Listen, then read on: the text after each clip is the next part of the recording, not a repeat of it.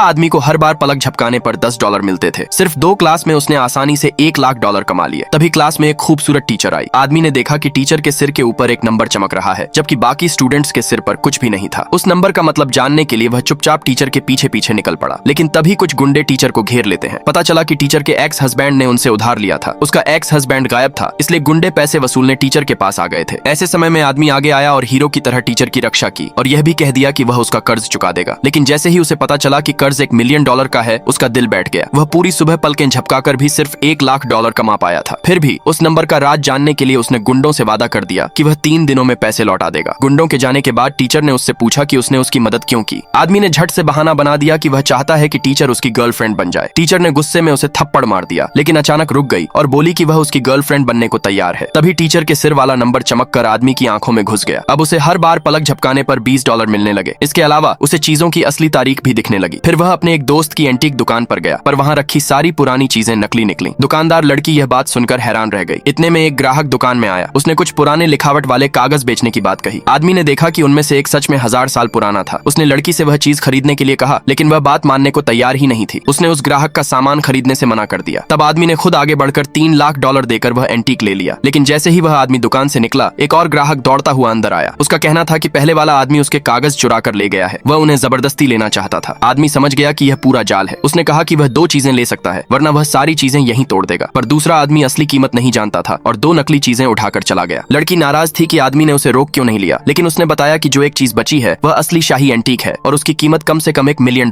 है।